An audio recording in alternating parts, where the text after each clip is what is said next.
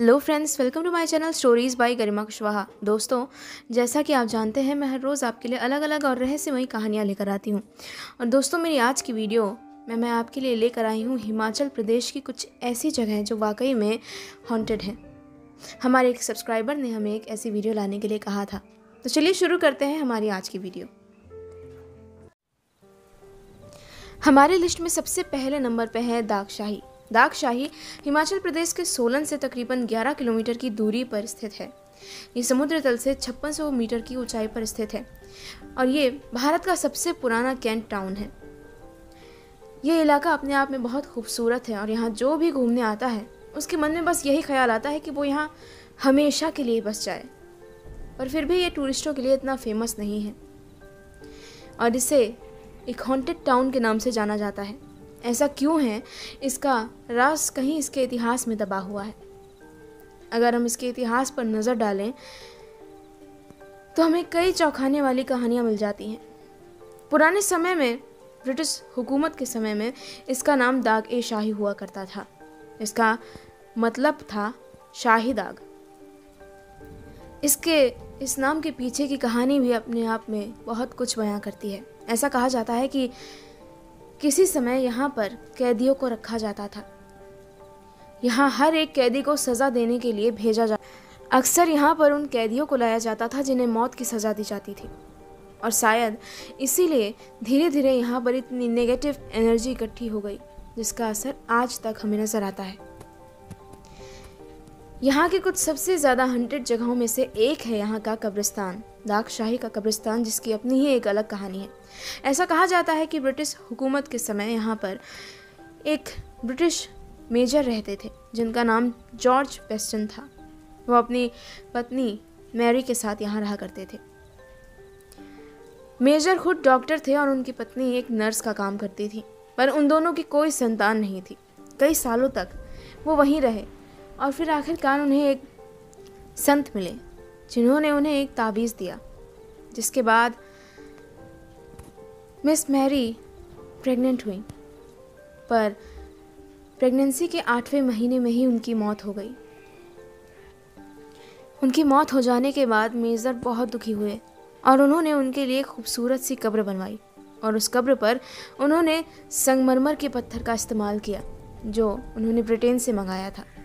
समय के साथ धीरे धीरे यहाँ के बारे में कहानियाँ बनने लग गई और कुछ दिनों बाद यहाँ कुछ ऐसी कहानियाँ सुनाई जाने लगीं कि अगर कोई औरत मिस मैरी की कब्र की पत्थर का एक टुकड़ा किसी तरह हासिल कर ले तो उसके घर में ज़रूर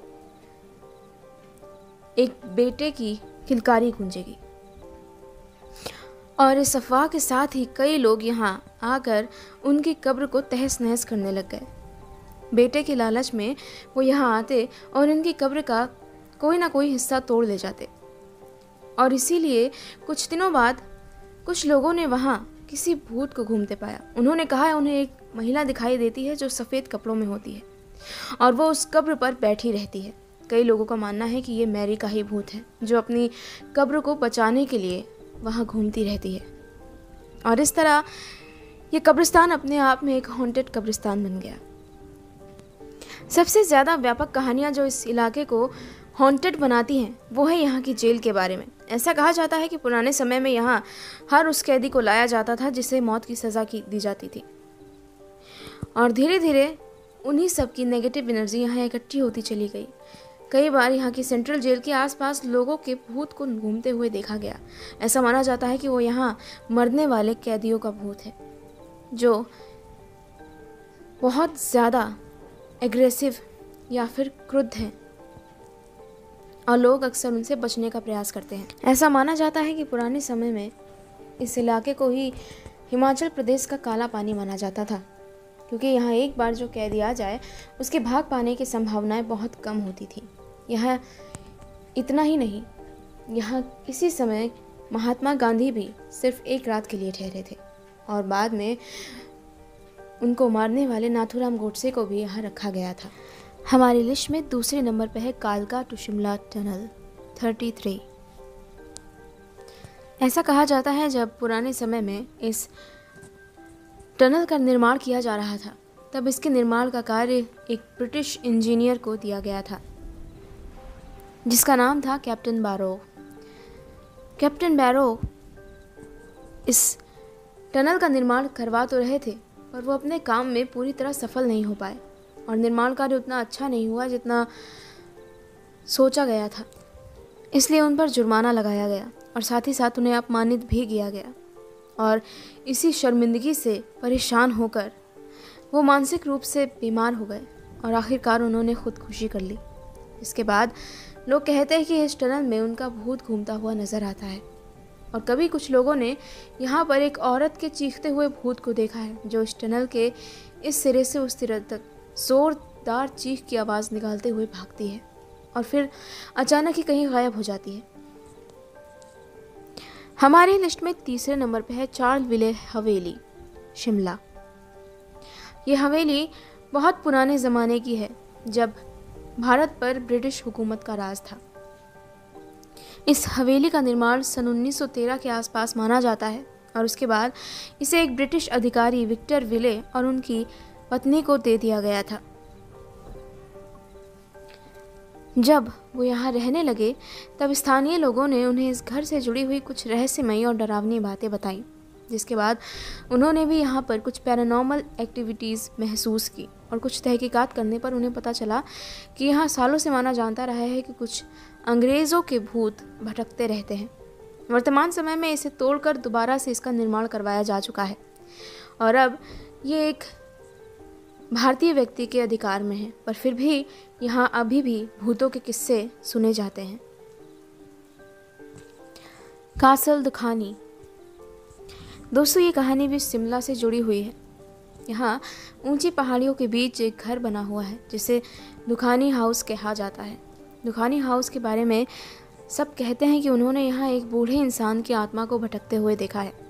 एक बूढ़े ब्रिटिश नागरिक ने यहाँ रहते हुए खुद को गोली मार ली थी और उन्होंने ये कदम किन हालातों में उठाए ये किसी को नहीं पता था, पर हाँ, यहाँ कई लोगों ने इस भूत को भटकते हुए देखा है और रात के वक्त यहाँ अजीबोगरीब आवाज़ें आती हैं।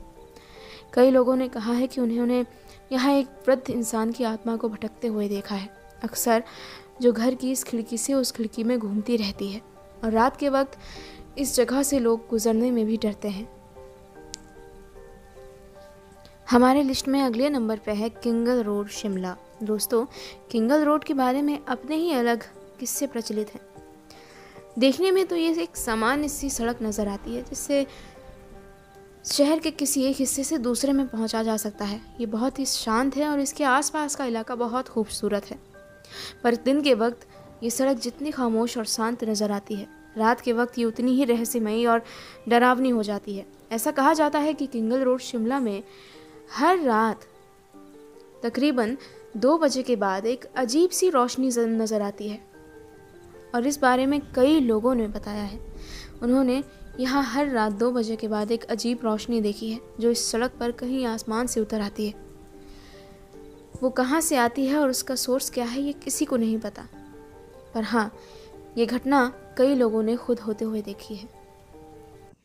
तो दोस्तों, मेरी आज की वीडियो आपको कैसी लगी ये मुझे कमेंट बॉक्स में कमेंट करके ज़रूर बताइएगा। साथ ही साथ अगर आप में से कोई भी शिमला या हिमाचल प्रदेश में रहता हो तो मुझे कमेंट करके ज़रूर बताइएगा कि क्या आपने इनमें से कोई भी जगह घूमी है और अगर नहीं तो क्या आप यहाँ जाना चाहेंगे। Thank you.